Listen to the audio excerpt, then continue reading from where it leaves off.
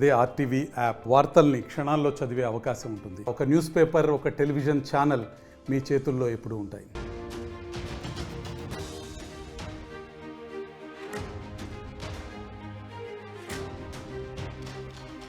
Breaking news చూస్తున్నారు. హర్యానాలో కాంగ్రెస్ అంచనాలు తలకిందులయ్యాయి. ఊహించని తీర్పు ఇచ్చారు హర్యానా ప్రజలు. ఓటింగ్ శాతం పెరిగింది, కానీ కాంగ్రెస్ సీట్లలో మాత్రం పెద్దగా మార్పు కనిపించలేదు. ప్రజల తీర్పుతో బిగ్ షాక్ కి గురైంది కాంగ్రెస్. కుల సమీకరణాల విషయంలో కాంగ్రెస్ ఫెయిల్ అయింది అంటూ కూడా అక్కడ చర్చ జోరందుకుంది. జాట్లకు పెద్దపీట వేసింది కాంగ్రెస్. జాటేతర కులాలను తన వైపు తిప్పుకుంది బీజేపీ. పార్టీకి నష్టం చేశారు భూపేంద్ర సింగ్ హుడా, కుమారి శైలజా విభేదాలు. ఇదే కీలకమైన అంశం. ఎందుకంటే కుమారి శైలజాకు సంబంధించి దాదాపుగా ఒక 8 నుంచి 6 నుంచి 9 సీట్లు మాత్రమే, 6 నుంచి 9 టికెట్లు మాత్రమే దక్కించుకున్నారు. మిగతాదంతా భూపేంద్ర సింగ్ హుడా, దాంతోపాటు ఇటు రణదీప్ సింగ్ సూర్జేవాలా, వీళ్ళ అంశం కూడా ఇప్పుడు తెర మీదకి వస్తోంది. వీళ్ళ ముగ్గురికి మధ్య ఉన్న విభేదాలే అక్కడ పార్టీకి నష్టం చేకూర్చాయనేది ఇటు జాతీయ మీడియాలో కూడా పెద్ద ఎత్తున చర్చ జరుగుతోంది. క్షేత్రస్థాయిలో సమిష్టిగా పని చేయలేదు పార్టీ శ్రేణులనే చర్చ ఇప్పుడు జోరందుకుంది. సైలెంట్గా గ్రౌండ్ వర్క్ చేసుకుని పోయింది బీజేపీ. లేకపోతే ఇటు బీజేపీ గెలుచుండే అవకాశాలకు సంబంధించి ఎట్లా ఉండేది అనేది తీవ్రమైన చర్చకు దారితీస్తుంటే అర్థం చేసుకోవచ్చు. మీరు కనుక గమనించుంటుంటే ఎగ్జిట్ పోల్స్ కూడా ఎక్కడా బీజేపీకి అనుకూలంగా ఇచ్చిన పరిస్థితి లేదు. మరీ ముఖ్యంగా హర్యానాకి సంబంధించి ఈరోజు మార్నింగ్ రిజల్ట్స్ వస్తున్న సందర్భంలో కూడా మీరు చూస్తే కనుక ఆ వేవ్ ఇటు కాంగ్రెస్ వైపు వెళ్ళింది. ఆ సందర్భంలో వాళ్ళు మిఠాయిలు తినిపించుకున్నారు. ఒక విధంగా చెప్పంటే పండగ వాతావరణం కనిపించింది. కానీ అక్కడక్కడి నుంచి వాతావరణం మారిపోతూ వచ్చింది. హర్యానాలో ఇటు కాంగ్రెస్కి గట్టిగానే ఎదురు దెబ్బ తగిలింది. ఎందుకు ఈ మాట అంటున్నారంటే కనుక కాంగ్రెస్ ఊహించలేదు హర్యానాలో. ఎందుకంటే దాదాపుగా 10 ఏళ్ల పాటు భారతీయ జనతా పార్టీకి సంబంధించి ఉంది. ఇప్పుడు మేము కైవసం చేసుకుంటా ఉంటూ కూడా చాలా ధీమాతో ఉండింది కాంగ్రెస్. రణదీప్ సింగ్ సూర్జేవాలా కావచ్చు, లేకపోతే కుమారి శైలజా కావచ్చు, లేకపోతే భూపేంద్ర సింగ్ హుడా, వీళ్ళందరూ కూడా ముఖ్యమంత్రి ఎవరంటే ఎవరు ఇటువంటి డిస్కషన్స్ చాలా జోరందుకున్నాయి. ఇదే ఇక్కడ తీవ్రమైన చర్చకు దారి తీస్తోంది. కాంగ్రెస్ ఇక్కడ ముఖ్యమంత్రి ఎవరు అనే అంశం మీద ఫోకస్ చేసింది తప్ప మరి ముఖ్యంగా హర్యానా కాంగ్రెస్ ముఖ్యమంత్రి మేమంటే మేము అంటూ ఇక్కడ కొట్లాటకు వెళ్ళింది. పార్టీలోనే డిస్కషన్స్కి వెళ్ళాయి తప్ప దానికి మించి సమిష్టిగా ఇటు మాట్లాడలేదు, సమిష్టిగా గ్రౌండ్ వర్క్ చేయలేదు అనేది పెద్ద ఎత్తున చర్చకు దారితీస్తోంది. ఇక్కడ కర్ణాటక అంశాన్ని ప్రస్తావించడం జరుగుతోంది. ఆ డీటెయిల్గా మాట్లాడుకునే ప్రయత్నం చేద్దాం. అంతకన్నా ముందు మా ప్రతినిధి రామకృష్ణ అప్డేట్స్ అందించేందుకు సిద్ధంగా ఉన్నారు. రామకృష్ణ, ఇటు ఢిల్లీలో కాంగ్రెస్కి సంబంధించి ఇటు జమ్మూ కాశ్మీర్ కావచ్చు, లేకపోతే హర్యానా కావచ్చు, రెండింటినీ కూడా పూర్తిగా క్లీన్ స్వీప్ చేస్తూ ఉంటూ కూడా చాలా స్ట్రాంగ్గానే వాయిస్ వినిపించింది కాంగ్రెస్. కానీ హర్యానా మాత్రం ఒక్క మాట మాత్రం వినిపిస్తోంది. ఇక్కడ బోర్లా పడింది. తమ ఊహలకు అతీతంగా ప్రజలు తీర్పు ఇచ్చారంటూ కూడా కాంగ్రెస్ ఎటువంటి అంతర్మథనానికి లోనవుతోంది, ఎటువంటి ఆత్మ పరిశీలన చేసుకుంటోంది ఈ క్షణంలో? ఇక హర్యానా కాంగ్రెస్ లో అంతర్గత విభేదాలే ప్రధానంగా కాంగ్రెస్ ని ముంచేశాయి అని చెప్పడానికి ఒక రీజన్ గా తెలుస్తుంది. మరి భారీగా దూసుకుపోతుంది అని భావించిన కాంగ్రెస్ కి ఇక్కడ ఊహించని విధంగా షాక్, దిమ్మ తిరిగి షాక్ అయితే తగిలింది చెప్పచ్చు. మరి ఈ నేపథ్యంలో ఇది ఒక చాలా పెద్ద, అంటే అసలు కాంగ్రెస్ చాలా మిస్టేక్స్ చేసుకున్నాం. గతంలో 5 ఎలక్షన్స్ విషయంలో కూడా కొన్ని మిస్టేక్స్ చేసింది. అదే మిస్టేక్స్ ఇప్పుడు చేసింది. ఒకవైపు కాంగ్రెస్ పార్టీకి 2 వైపుల నుంచి దెబ్బ. ఒకవైపు కాంగ్రెస్ పార్టీకి అంతర్గతంగా ఉన్న సమస్యలు, శైలజా గానీ, హుడ్డా గానీ, ఇంకా వీళ్ళందరూ కానీ అంతర్గతంగా వీళ్ళ మధ్య మరోవైపు ఏంటంటే సచిన్, వీళ్ళు అలయన్స్ పార్టీస్ తో సరిగ్గా ముందుకు కలిసి వెళ్ళలేకపోవడం, ఇది చాలా పెద్ద డ్రాబ్యాక్ అని చెప్పొచ్చు సచిన్. ఎందుకంటే అలయన్స్ పార్టీస్ చాలా వరకు సఖ్యంగా లేకపోవటం అనేది ప్రధానం. అలయన్స్ కి సరైన ప్రాధాన్యత ఇవ్వకపోవడం, మరి దాంతో పాటు మిగతా పార్టీలు అన్ని కలుపుకొని వెళ్ళినట్టుగైతే కొంత బాగుండేది. వాళ్ళతో సఖ్యంగా లేకపోవడం అంటే ఆమ్ ఆద్మీ పార్టీ మద్దతు తీసుకుని ఉండుంటే ఏమైనా కలిసి వచ్చేదా? డెఫినెట్ గా. ఇప్పుడు ఇక్కడ చాలా కీలకమైన అంశం ఏంటంటే వీళ్ళు చాలా ఓవర్ స్మార్ట్ గా, ఓవర్ థింకింగ్ గా, ఓవర్ ఎస్టిమేట్ చేసేసారు. అంటే గ్యారంటీలు ఇప్పుడు తెలంగాణలో గానీ, కర్ణాటకలో గానీ, హిమాచల్ ప్రదేశ్ లో గ్యారంటీలు ఇచ్చారు. అదే తరహాలో ఇక్కడ 6 గ్యారెంటీ స్కీమ్స్ కూడా రంగంలోకి దించారు. 6 గ్యారెంటీలు ఎప్పుడు రంగంలోకి దించారో అప్పుడు కొంత ఇబ్బందికరమైన పరిస్థితి అయితే ఏర్పడింది. అంటే బీజేపీకి ఈ గ్యారంటీ స్కీమ్స్ తో ప్రతి చోట కాంగ్రెస్ కొట్టేస్తుంది, వీటిని ఎలాగా అడ్డుకోవాలని చెప్పేసి అనుకున్నారు బీజేపీ కూడా ఒక వ్యూహాత్మకంగా ఇందులో ముందుకు వెళ్ళింది సచిన్. కాంగ్రెస్ లో అంతర్గత విభేదాలు తమకు లాభిస్తుంది అనేది ఒక పాయింట్ బీజేపీ క్యాచ్ చేసింది. ఆ పాయింట్ ని వీళ్ళు క్యాచ్ చేయలేకపోయారు, దాన్ని సరిదిద్దుకోలేకపోయింది కాంగ్రెస్ పార్టీ. ఈ ఊడా గానీ షెల్జా గానీ వీళ్ళందరి మధ్య ఉన్న సమస్యలన్నింటినీ సాల్వ్ చేసి వీళ్ళందరూ కూడా ఎవరికాలు ఇంటర్నల్ గా మేమే సీఎం అన్న దీనిలో ఎవరికాలుగా వెళ్ళారు. ఒకళ్ళని తొక్కేసేందుకు ఒకళ్ళు అలాగే రకంగా అనుకుని మొత్తంగా కాంగ్రెస్ పార్టీని తొక్కేసేటట్టుగా చేసి పారేశారు, కాంగ్రెస్ పార్టీని మట్టిగా ఇచ్చేశారు. అది ఒక పెద్ద ప్రాబ్లం కాంగ్రెస్ పార్టీలో. దాన్ని పసిగట్టి వాళ్ళ మధ్య సంయోజ్యం చేకూర్చి వాళ్ళందరినీ ఒక తాటి మీదకి తీసుకురావడంలో రాహుల్ గాంధీ తీవ్రంగా విఫలమయ్యారనేది ఫస్ట్ పాయింట్ సచిన్. హర్యానా కాంగ్రెస్ కోల్పోవడానికి అంటే అద్భుతమైన గ్యారంటీస్ వీళ్ళ దగ్గర ఉన్నాయి. ఈ అద్భుతమైన గ్యారంటీస్ తోనే తెలంగాణ గెలిచారు, కర్ణాటక గెలిచారు, హిమాచల్ గెలిచారు, మరి ఇక్కడ కూడా గెలిచే అవకాశాలు ఉన్నప్పటికీ కూడా రామకృష్ణ మీరు అన్నట్టుగా ఒక అంశాన్ని అయితే మాత్రం తెర మీదకి తీసుకురావడం జరుగుతోంది. ఉత్తరాదిన ప్రిపేర్ అయిన ఫార్ములాను దక్షిణాదిలో ఎగ్జిక్యూట్ చేయగలిగింది, కానీ దక్షిణాదిలో సక్సెస్ అయిన ఫార్ములాను మళ్ళీ అక్కడ ప్రాపర్ గా ఎగ్జిక్యూట్ చేయలేకపోయింది అనేది వినిపిస్తుంది. ఎందుకంటే మీరు అన్నట్టుగా ఈ 6 గ్యారంటీలు ఉత్తరాదిలో వాటి ప్లానింగ్ సంబంధించి జరిగినప్పటికీ దక్షిణాదిలో వాటిని ఎగ్జిక్యూట్ చేశారు, కానీ ఇక్కడ ముఖ్యమంత్రి ఎవరనేది ఆఖరి నిమిషం వరకు కూడా తెలియలేదు. ఇటు తెలంగాణ కావచ్చు లేకపోతే కర్ణాటక కావచ్చు, కానీ ఇప్పుడు అదే ఈక్వేషన్ అక్కడ ఫాలో చేసింది. కానీ ముఖ్యమంత్రి ఆమె అంశం అక్కడ చిచ్చు రాజేసిందనే చర్చ జోరందుకుంటోంది. సో ఇప్పుడు ఈ అంశానికి సంబంధించి ఎటువంటి చర్చ జరుగుతోంది, కాంగ్రెస్ ఏమనుకుంటోంది రామకృష్ణ? కాంగ్రెస్ అంతర మదనంలో పడిపోయింది, ఒక్కసారిగా కుప్పకూలిపోయింది కాంగ్రెస్ పార్టీ. చాలా వరకు ఆశలు పెట్టుకుంది. ఈ ఒక్క హర్యానాలో కానీ గెలిచినట్టుగైతే ఈ ఎఫెక్ట్ టోటల్ నార్త్ ఇండియా మీద మొత్తం చూపించుండేది. టోటల్ గా బీజేపీకి కాంగ్రెస్ కి మధ్య దీన్ని మరి కేవలం 49 స్థానాలకి ఈ బీజేపీ ఇవ్వడం, 36 స్థానాలతో కాంగ్రెస్ ప్రతికూల పడటం జరిగింది. మరి ఇంకొక 10 స్థానాలు కానీ వచ్చినట్టుగా అయితే ముందుకు గెలుచుకున్నట్టుగైతే మాత్రం కొంత బాగుండేది. అలాగే జాట్లు చాలా కోలుకోలేని దెబ్బతీశారు కాంగ్రెస్ పార్టీకి అని చెప్పి తెలుస్తుంది. రైట్ రామకృష్ణ, ఒకసారి లైన్లో ప్రయత్నించండి. ఇదే అంశానికి సంబంధించి కాంగ్రెస్ సీనియర్ నేత జయరాం రమేష్ మాట్లాడుతున్నారు, లైవ్ చూద్దాం. And what we have seen today in Haryana is, I think, a victory for manipulation, a victory for subverting the will of the people, and is a defeat for transparent democratic processes. So I will only say this, but the chapter on Haryana is not complete. It will continue.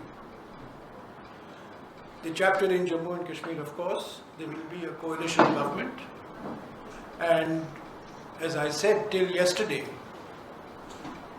various attempts were being made to ensure that the majority will not come to INC-NC coalition, but the people of Jammu and Kashmir have given a very clear mandate for this coalition government. Thank you. Sir मेरा सवाल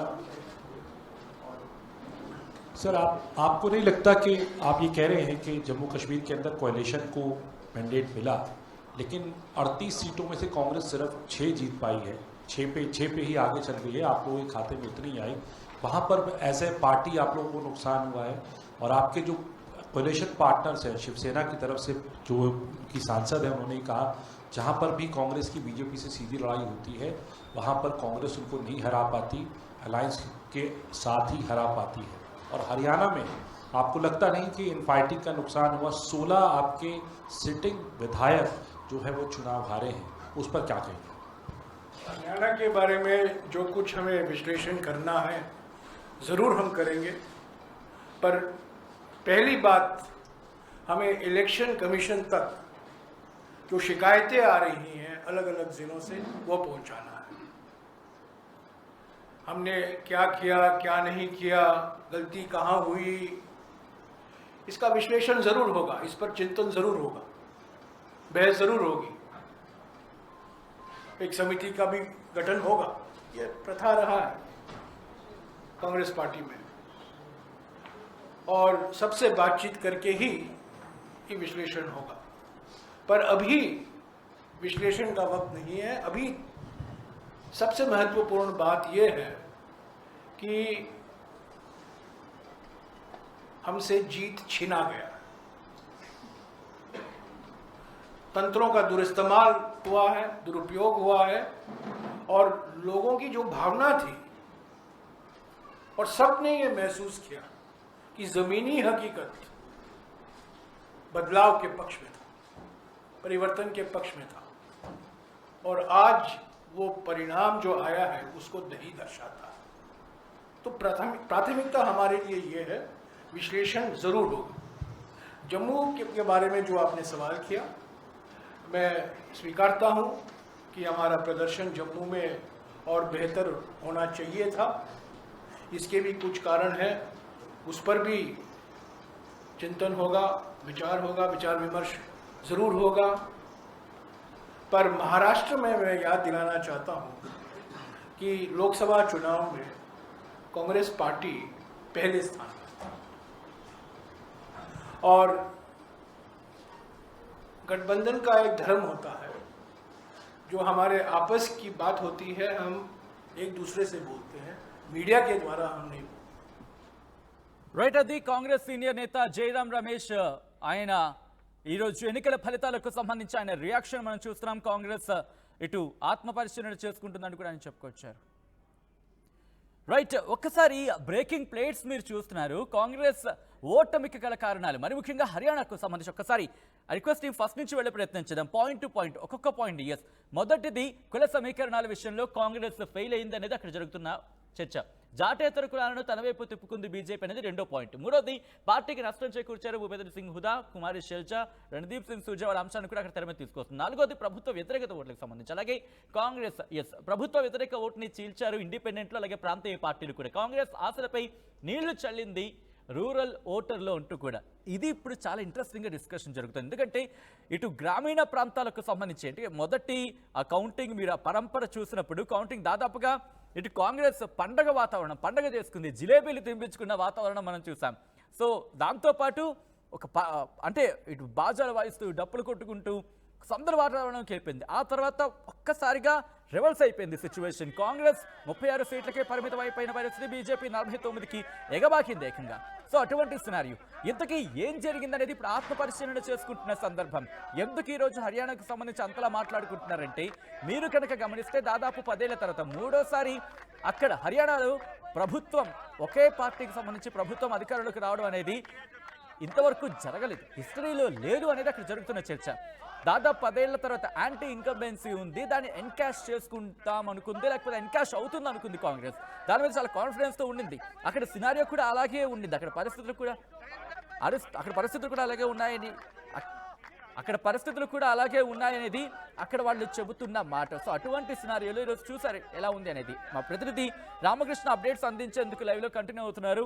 Ramakrishna, so ప్రస్తుతం ఇటువంటి scenario తర్వాత, ఎందుకంటే మహారాష్ట్రకు సంబంధించి కావచ్చు, ఆ తర్వాత జార్ఖండ్ కావచ్చు, ఈ ఎలక్షన్స్ ముందు ఉన్నాయి. ఇది ఎగ్జాంపుల్గా తీసుకొని ముందుకు వెళ్ళే అవకాశం కనిపిస్తోందా? ప్రాంతీయ పార్టీని కలుపుకొని అక్కడ జమ్మూ కాశ్మీర్లో చూసాం ఎన్సీతో, ముఖ్యంగా అక్కడ ఎన్సీతో జతకట్టి కాస్త ముందుకు వెళ్ళిన పరిస్థితి చూసాం. సో ఇప్పుడు కాంగ్రెస్ ఆత్మ పరిశీలనలో అక్కడ ప్రాంతీయ పార్టీలతో జతకట్టే ఆలోచన దృఢంగా ఉండబోతోందా? ఇక అసలు చూస్తున్నట్టుగైతే NC national conference and Congress party విజయం జమ్మూ కాశ్మీర్ లో అనేది వాళ్ళు ముందుగా ఊహించింది. అంటే ఫలితాలు ఏవైతే ఉన్నాయో ఎగ్జిట్ పోల్ ఫలితాలకు భిన్నంగానే 2 చోట్ల కూడా వచ్చింది. ఒక చోట అయితే మాత్రం టోటల్ గా అన్ని కూడా ఊహించిన విధంగా తారుమారైపోయినాయి. మరి ఆర్టికల్ 370 రద్దు తర్వాత జమ్మూ కాశ్మీర్ లో జరిగిన తొలి ఎన్నికల్లో నేషనల్ కాన్ఫరెన్స్ కాంగ్రెస్ కూటమి విజయం సాధించింది. మ్యాజిక్ ఫిగర్ కన్నా 2 సీట్లు ఎక్కువ గెలుచుకుంది. ఎన్సీ 42 చోట్ల, కాంగ్రెస్ 6 చోట్ల విజయ దుందుబి మోగించింది. బీజేపీ 29 సీట్లను మాత్రమే సొంతం చేసుకుంది. టీడీపీ 3 స్థానాలకు పరిమితమైంది. 10 స్థానాల్లో ఇతర గెలుపొంది. అందులో ఒక ఆప్ అభ్యర్థి కూడా ఉన్నారు. ఆర్టికల్ 370 రద్దు, అలాగే కేంద్ర పాలిత మార్పు వంటి నిర్ణయాల నేపథ్యంలో జరిగిన ఎన్నికల్లో జమ్మూ కాశ్మీర్ ప్రజలు నేషనల్ కాన్ఫరెన్స్ కి కాంగ్రెస్ కుటుంబం వైపు మొగ్గు చూపారు. పూర్తి స్థాయి రాష్ట్ర హోదా సాధనకు కృషి చేస్తామన్న వాగ్దానాన్ని నమ్మి ఆ రెండు పార్టీలకి పట్టం కట్టారు. పీడీపీకి కూడా ఇలాంటి హామీలే ఇచ్చిన గతంలో బీజేపీతో జతకట్టింది సచిన్. గతంలో బీజేపీతో జతకట్టినటువంటి పరిణామాలతో టీడీపీని నమ్మలేదు సచిన్ వాళ్ళు.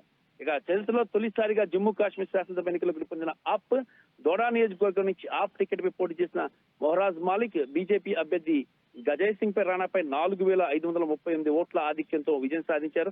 మొత్తానికి జమ్మూ కాశ్మీర్ లో హంగు ఏర్పడుతుందని ఎగ్జిట్ పోల్స్ అంచనాలు వేయగా అందుకు భిన్నంగా ఫలితాలు రావడం ఇక్కడ చాలా ఆశ్చర్యం కలిగిస్తుంది ఈ సచిన్. ఇక కాశ్మీర్ లో 10 ఏళ్ల తర్వాత జరిగిన ఎన్నికల్లో బీజేపీ విజయం సాధిస్తుందని ధీమా వ్యక్తం చేసినప్పటికీ హంగు ఏర్పడుతుందని ఎగ్జిట్ పోల్ చెప్పినప్పటికీ కూడా 29 సీట్లను గెలుచుకుని అధికారం దక్కించుకోలేకపోయింది బీజేపీ. జమ్మూలోని ఆ 29 సీట్లు గెలుచుకున్న బీజేపీ కాశ్మీర్ లో ఒక్క ఖాతా కూడా తెరవలేదు. అందుకు చాలా కారణాలున్నాయి సచిన్. జమ్మూలో మొత్తం 43 స్థానాల్లో పోటీ చేసిన బీజేపీ క్లీన్ స్వీప్ పై భారీ ఆశలు పెట్టుకుంది. అందుకు తగ్గట్టుగా ప్రణాళికలు రచించింది. ప్రధానమంత్రి నరేంద్ర మోడీ సహా ప్రముఖులంతా కూడా జమ్మూలో పర్యటించారు. పెద్ద ఎత్తున ప్రచారం చేశారు. ప్రజలను ఆకట్టుకునేందుకు వివిధ ఉచిత హామీలు ఇచ్చారు. ఖచ్చితంగా అన్ని స్థానాల్లో విజయం తమదే అని అంచనా వేశారు. కానీ 20 స్థానాలు మాత్రమే కైవసం చేసుకుంది సచిన్. ఇక కాశ్మీర్ లో అయితే ఖాతానే రామకృష్ణ ఇంట్రెస్టింగ్ ఇక్కడ కాంగ్రెస్ ఏమంటుందంటే కనుక ఈ హర్యానాలో ఓటమిని ప్రస్తుతం అంగీకరించట్లేదు. ఇటు ఎలక్షన్ కమిషన్ తోని ఇటు దీన్ని తేల్చుకుంటా ఉంటూ కూడా వెళ్తోంది. సో దీని మీద భారతీయ జనతా పార్టీ నుంచి ఎటువంటి రియాక్షన్స్ వస్తున్నాయి? అంటే ఇక్కడ మొదటి నుంచి కూడా బీజేపీ వైఖరిని కాంగ్రెస్ తప్పుపడుతూనే వస్తుంది. మరి ఇక్కడ హర్యానాలో రిజల్ట్ చూసుకుంటే బీజేపీ ఖాతాలో 49 బిగ్గెస్ట్ వర్డ్ ఉపయోగించడం జరుగుతోంది ఇక్కడ కాంగ్రెస్. అవును సచిన్. ఇక కేవలం 36 ఆల్రెడీ జయరాం రమేష్ కేంద్ర ఎన్నికల సంఘానికి ఆయన ఒక లేఖను రాయటము, అలాగే దానికి సంబంధించి వివరించడం కూడా జరిగింది. అయితే ఇక్కడ ఈ ఓట్ల లెక్కింపు హర్యానాలో ఓట్ల లెక్కింపు కొనసాగుతున్న టైంలో కూడా కొంత నేతల మధ్య చర్చ వచ్చింది కూడా. మరి హర్యానాలో 90 స్థానాలకు పోలింగ్ జరిగింది. ఈసారి 67.9% ఓట్ల పోలింగ్ అయింది. ఇక్కడ భారతీయ జనతా పార్టీ కాంగ్రెస్ మధ్య పెద్ద పోటీ వచ్చేసింది. అసలు లక్ష్యంగా ప్రభుత్వం ఏర్పరచాలి. ఇక్కడ 46 సీట్లు రావాలి. కానీ హ్యాట్రిక్ గా కొంత బీజేపీ ఏదో చేసేసింది అక్కడ కాంగ్రెస్ ఆరోపిస్తుంది. ఎన్నికల సంఘం వెబ్సైట్ లో ఫలితాలు అప్లోడ్ చేయడంలో జాప్యం జరిగిందని కాంగ్రెస్ చేసిన ఫిర్యాదుపై కూడా రామకృష్ణ ఒకసారి మీరు లైన్ లో ఉండండి. వ్యూవర్స్ అడిగే ప్రయత్నం చేద్దాం. ఒకసారి నేను వ్యూవర్స్ అడిగే ప్రయత్నం చేస్తున్నాను. ఇక్కడ కాంగ్రెస్ ఒకటే అంటోంది, హర్యానా ఎన్నికల ఫలితాలకు సంబంధించి చాలా అనుమానాలు ఉన్నాయంటూ కూడా. కానీ ఇదే కాంగ్రెస్ మార్నింగ్ సంబరాలు చేసుకున్న పరిస్థితి. ఆ తర్వాత రిజల్ట్స్ ఇటు జమ్మూ కాశ్మీర్లో కాంగ్రెస్ అనుకూలంగా ఉంది. ఇక్కడ అంటే హర్యానాకు సంబంధించి మాత్రం ఇది ఈసీతో తేల్చుకుంటా ఉంటుంది. సో మీకు ఏమనిపిస్తోంది? ఈరోజు హర్యానా ఫలితాలు కాంగ్రెస్కి సంబంధించి మీరెలా చూస్తారు? మీకేమనిపిస్తుంది అనేది కొంచెం కమెంట్ బాక్స్లో మెన్షన్ చేసే ప్రయత్నం చేయండి. ఎన్నికల సంఘానికి ఫిర్యాదు చేస్తామంటున్నారు జయరాం రమేష్. ఈవీఎంలపై ఇక్కడ కాంగ్రెస్ మరోసారి అనుమానాన్ని రైజ్ చేయడం జరిగింది. హర్యానాకు సంబంధించి వచ్చిన తీర్పుని అంగీకరించమంటూ కూడా జయరాం రమేష్ చెప్పుకొచ్చిన ఫలితాలు, ఇన్ఫాక్ట్ జయరాం రమేష్ చెప్పుకొచ్చారు. ఫలితాలకు సంబంధించి ఆయన క్వశ్చన్స్ రైజ్ చేస్తున్నారు. 3 జిల్లాలకు సంబంధించి ఇక్కడ మా కంప్లైంట్స్ వచ్చాయంటూ కూడా ఆయన ఇక్కడ చెప్పడం కొసమెరుపు.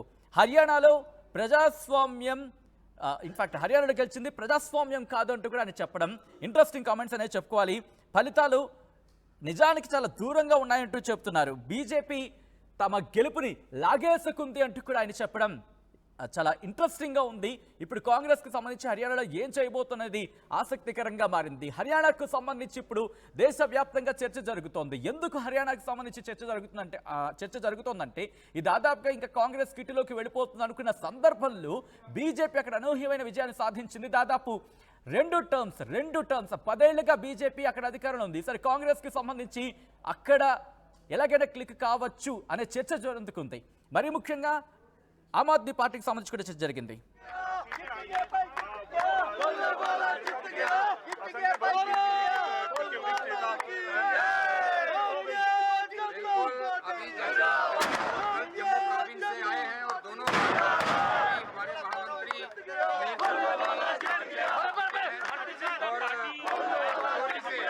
देख रहे हैं कि कार्यकर्ताओं में कितना कितना जोश है और खुशियों का दौर शुरू हुआ है। नरेंद्र मोदी जिंदाबाद, भारत माता की जय, भारत माता की